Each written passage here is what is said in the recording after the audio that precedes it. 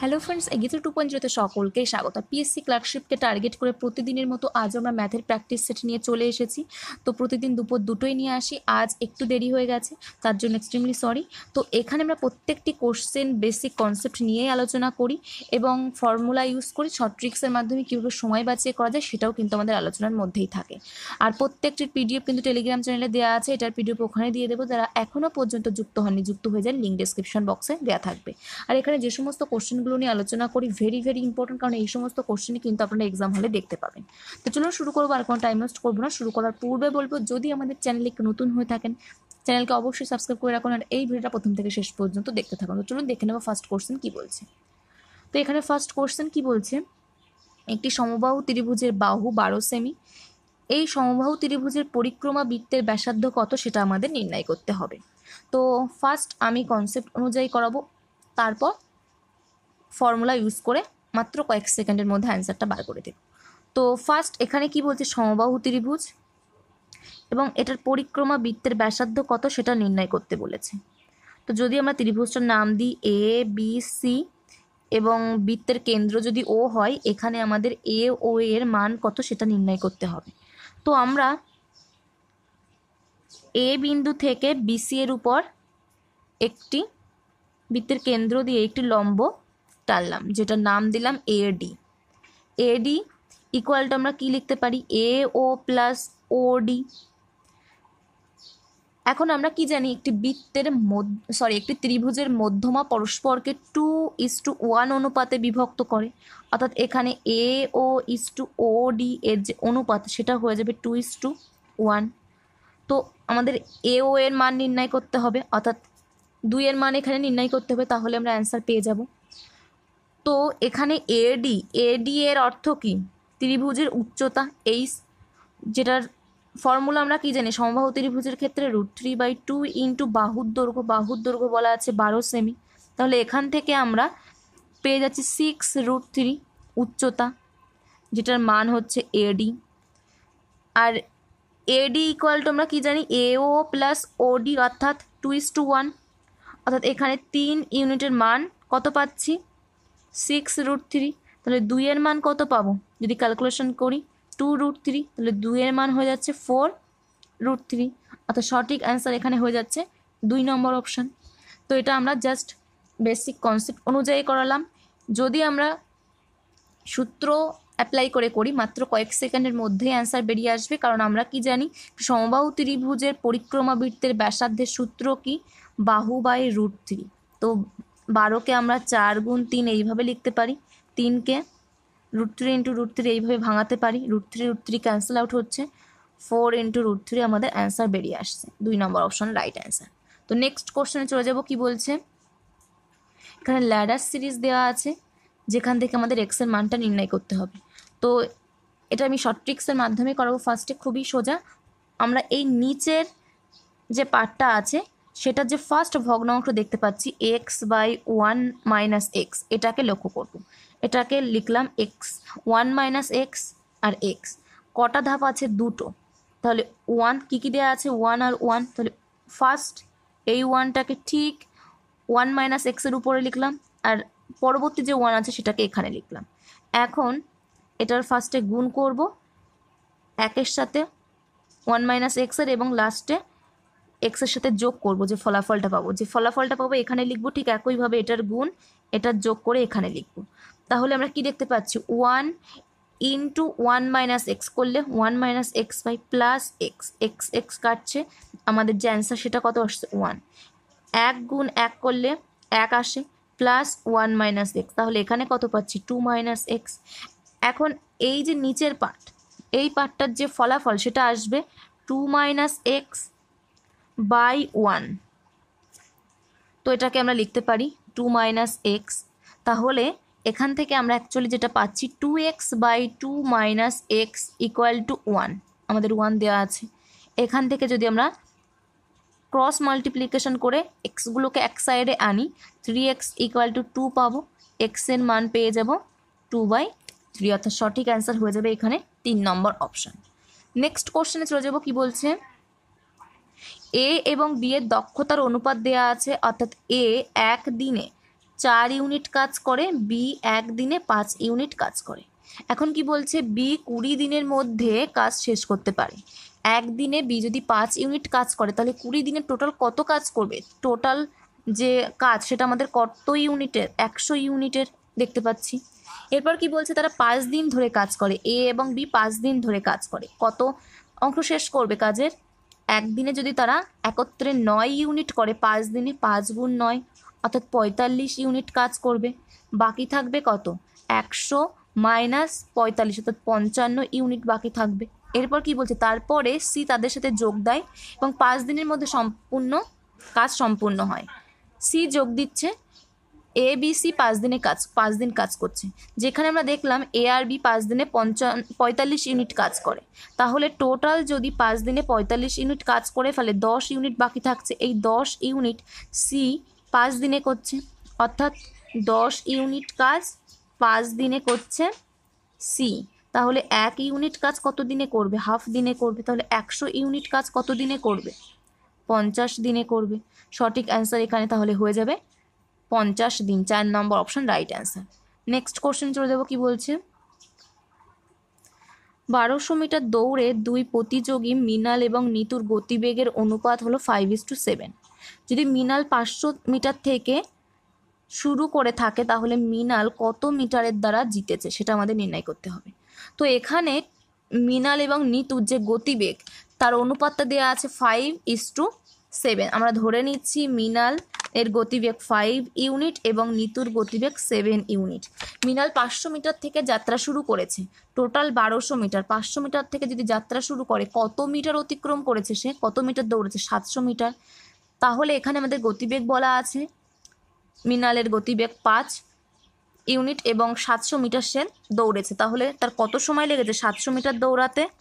700/5 অর্থাৎ 140 এত সময় ইউনিট, অর্থাৎ এত সময় একক 140।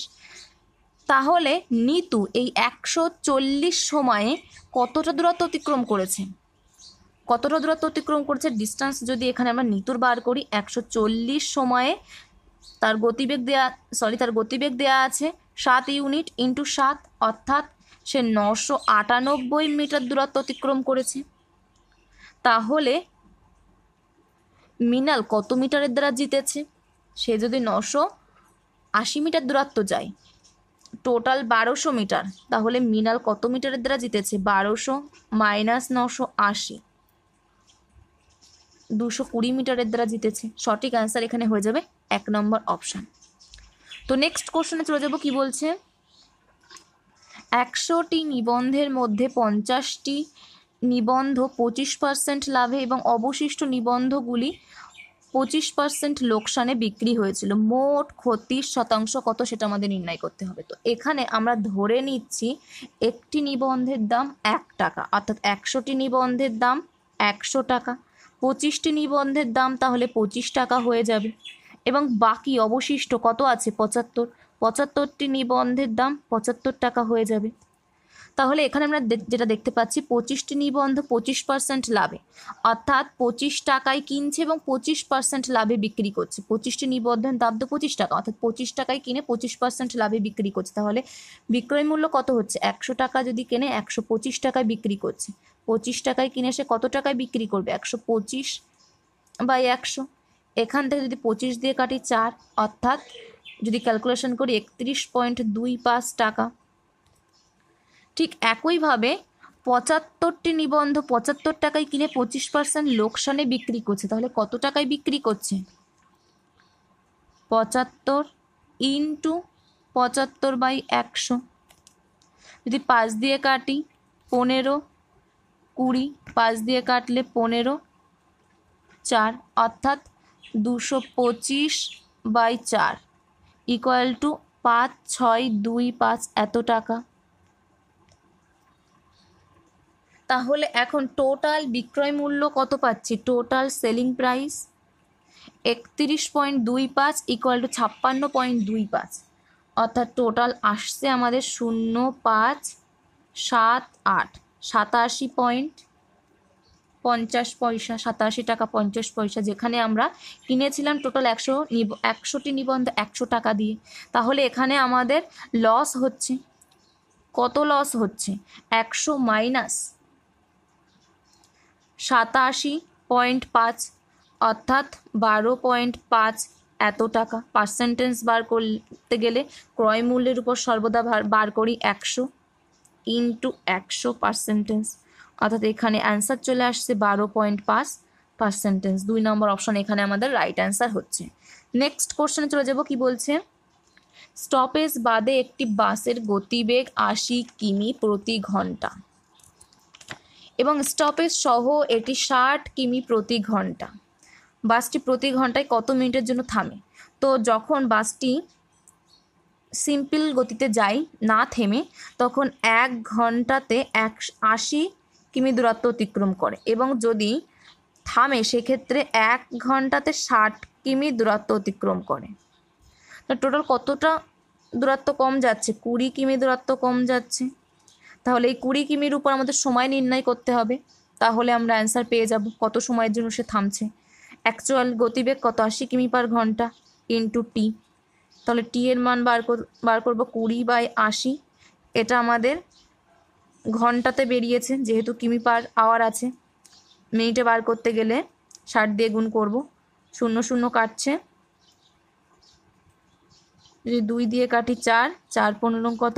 60, 15 মিনিট। সঠিক অ্যান্সার হচ্ছে 2 নম্বর অপশান। নেক্সট কোশ্চেনে চলে যাব, কি বলছে? এক দোকানদার একটি জিনিসে 10% ছাড় দেওয়ার পরেও 10% লাভ করে, ক্রয় মূল্য এবং ধার্য মূল্যের অনুপাত নির্ণয় করুন। তো এখানে 2 রকম মেথডে করাবো, একটা ফর্মুলা দিয়ে, একটা বেসিক কনসেপ্ট অনুযায়ী। তো ছাড় দিচ্ছে অর্থাৎ ডিসকাউন্ট সর্বদা মার্ক প্রাইসের উপরে দেয়, ধার্য মূল্যের উপর। তো মার্ক প্রাইস যদি 100 টাকা হয়, সেলিং প্রাইস কত হবে এখানে? 90 টাকা। এরপর কি বলছে? 10% লাভ করছে, লাভ করে সর্বদা কস্ট প্রাইসের উপর। কস্ট প্রাইস যদি 100 টাকা হয়, সেলিং প্রাইস কত হবে? 110 টাকা। তাহলে এখানে আমরা দেখতে পাচ্ছি সেলিং প্রাইস কত? 90। 90 যদি সেলিং প্রাইস হয়, কস্ট প্রাইস কত হয়ে যাবে? 100 ইন্টু 90/110।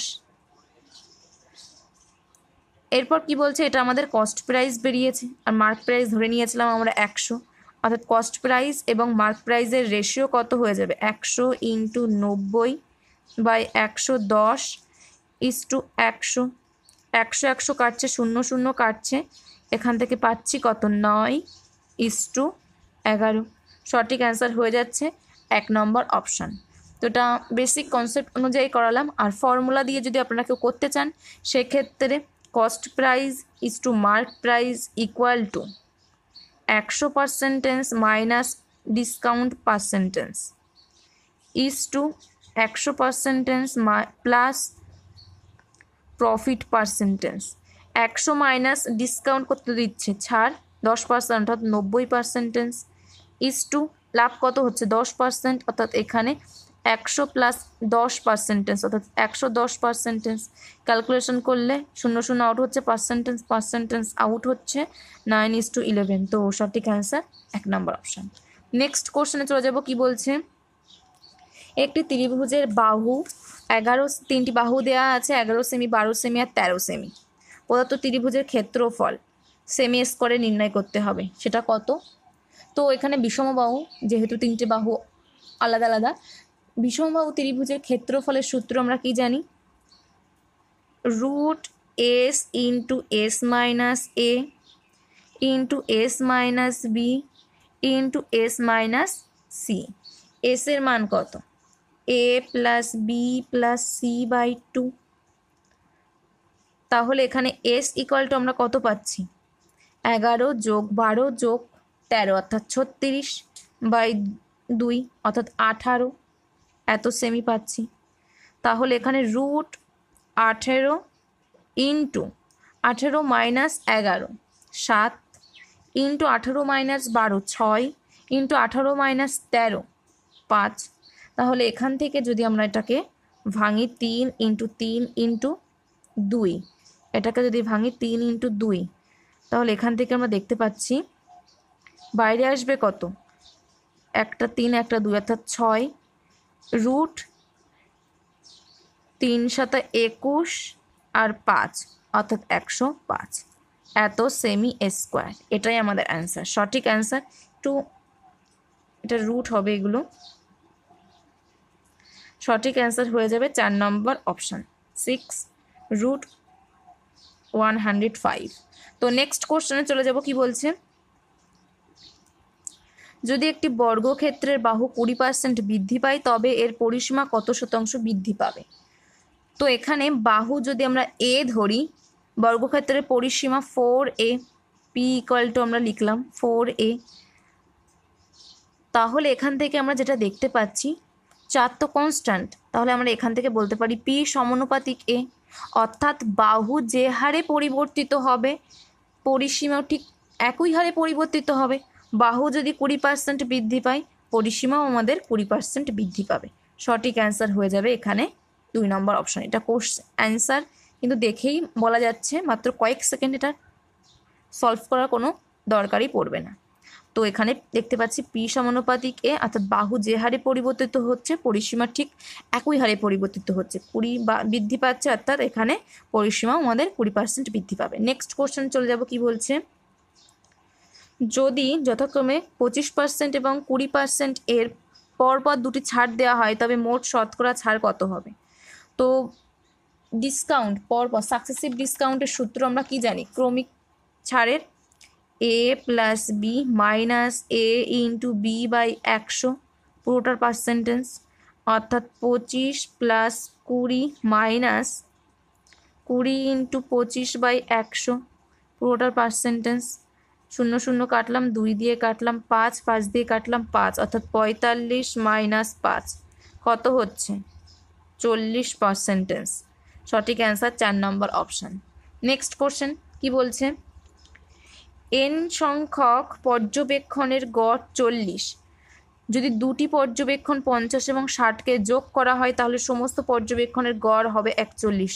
n এর মান কত? দু রকম মেথডে করাবো, ফার্স্ট কনসেপ্ট অনুযায়ী, সেকেন্ড শর্ট ট্রিক্সের মাধ্যমে। তো এখানে কি বলছে, n সংখ্যক পর্যবেক্ষণের গড় 40, তাহলে সমষ্টি কত হয়ে যাবে? 40 ইন্টু n। এরপর কি বলছে, যদি দুটি পর্যবেক্ষণ যোগ করা হয় এই সমষ্টির সাথে 50 যোগ 60 অর্থাৎ 110 যদি আমরা যোগ করি তাহলে সমস্ত পর্যবেক্ষণ এর সংখ্যা, পর্যবেক্ষণের গড় কত হবে? 41। আগে ছিল n সংখ্যক, এখন দুটো যোগ করছে, তাহলে পর্যবেক্ষণের সংখ্যা কত হয়ে যাবে? n প্লাস 2 হয়ে যাবে। n প্লাস 2 এর গড় বলা আছে 41, তাহলে সমষ্টি কত হয়ে যাবে? ইন্টু 41। এটার মান নির্ণয় করলেই আমরা n এর মান পেয়ে যাব। 41 ইন্টু n, আর এ পাশে আসছে কত? 40 ইন্টু n, তাহলে যদি আমরা 40কে এই সাইডে নিয়ে যাই n পাবো। এখানে 110 আর 41 ইন্টু 2 অর্থাৎ 82, 82কে এই পাশে নিয়ে আসলে 110 মাইনাস 82, সঠিক অ্যান্সার কত হয়ে যাবে? 28। তো 1 নম্বর অপশান এখানে আমাদের রাইট অ্যান্সার হচ্ছে। সেকেন্ড মেথড, এখানে আমরা কি দেখতে পাচ্ছি, দুটি পর্যবেক্ষণ কত কত যোগ করা হচ্ছে? 50 আর 60, অর্থাৎ টোটাল আমাদের 110 যোগ করা হচ্ছে, আর দুটি পর্যবেক্ষণ যোগ করলে গড় কত হচ্ছে? 41।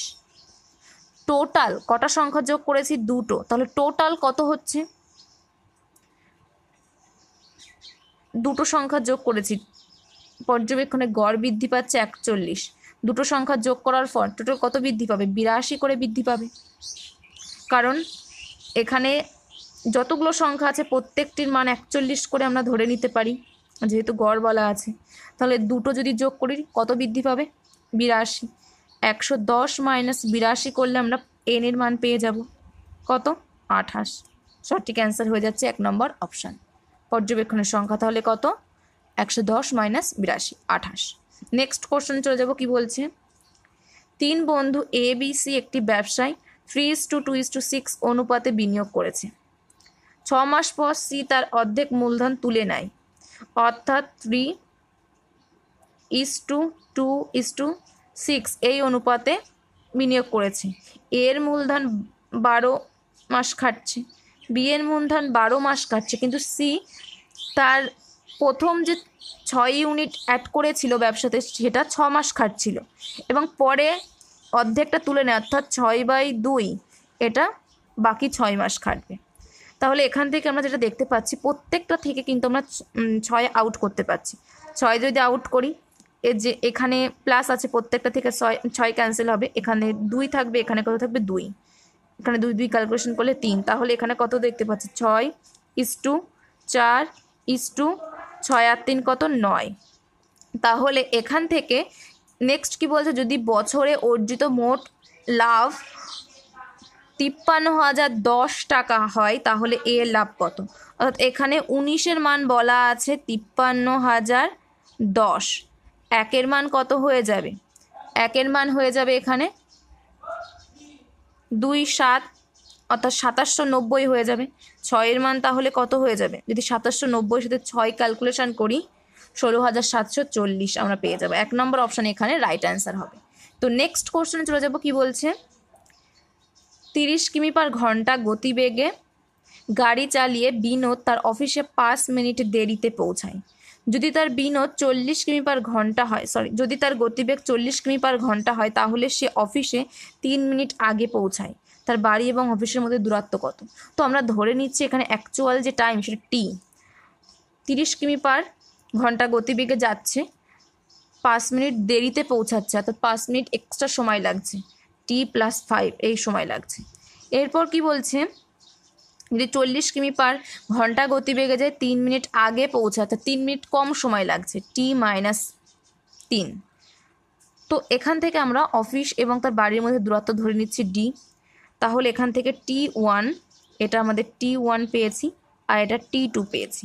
t1 ইকুয়াল টু আমরা পাই d/30, t2 ইকুয়াল টু আমরা পাই d/40, যেহেতু আমরা জানি s ইকুয়াল টু d/t, তাহলে t ইকুয়াল টু d/s। তাহলে এখান থেকে আমরা t1 মাইনাস t2 এটা করতে পারি, t1 মাইনাস t2 এটা সমান করতে পারি, যে সময়ের যে পার্থক্য, সময়ের পার্থক্য এখান থেকে যদি আমরা বার করি কত পাবো, t+5 মাইনাস t, মাইনাসে মাইনাসে +3, t ক্যান্সেল আউট হচ্ছে, এখান থেকে কত পাচ্ছি 8। তাহলে 8 কিন্তু আবার এখানে আমাদের মিনিটে আছে, কিন্তু এটা ঘন্টাতে আছে, কিমি/আওয়ার। তাহলে এটাকে 8কে আমাদের ঘন্টাতে নিয়ে যেতে হবে, ভাগ 60, equal to t1 minus t2 করলে d/30 মাইনাস d/40 এটা হচ্ছে। এখান থেকে যদি আমরা d/10 কমন নিই তাহলে এখানে আমাদের কত থাকছে, d/10 যদি কমন নিই এখানে থাকছে 1/3 মাইনাস 1/4। তাহলে এখান থেকে যদি আমরা ক্যালকুলেশন করি এখানে আমরা কত পাবো, এটা ক্লিয়ার করলাম এই সাইডটা। ক্যালকুলেশন করলে এখান থেকে আমরা যেটা পাবো 8/60 equal to d/10 into 1/12, 0 0 out হচ্ছে, যদি আমরা 2 দিয়ে কাটি 4, এখানে পাবো 3, 3 দিয়ে কাটলে 4, d ইকুয়াল টু 16 কিমি। সঠিক অ্যান্সার হয়ে যাচ্ছে আমাদের 1 নম্বর অপশান। নেক্সট কোশ্চেনে চলে যাব, কি বলছে, 11 দ্বারা বিভাজ্য হতে হবে, তবে কে সর্বনিম্ন মান কত হওয়া উচিত সেটা আমাদের নির্ণয় করতে হবে। তো 11 দ্বারা কখন বিভাজ্য হয়, যখন এখানে কত আছে 1 2 3 কে 5 7 8, বিজোড় স্থানের যে সংখ্যাগুলো আছে 1 3 5 8 যোগ করলে কত পাচ্ছে, এখানে টোটাল 4 5 4 9, 9 যোগ 8 17, এবং জোড় স্থানের সংখ্যাগুলোর সমষ্টি কত পাচ্ছি, 2 যোগ কে যোগ 7, অর্থাৎ 9 যোগ কে, তো 9 যোগ কে এটা পাচ্ছি।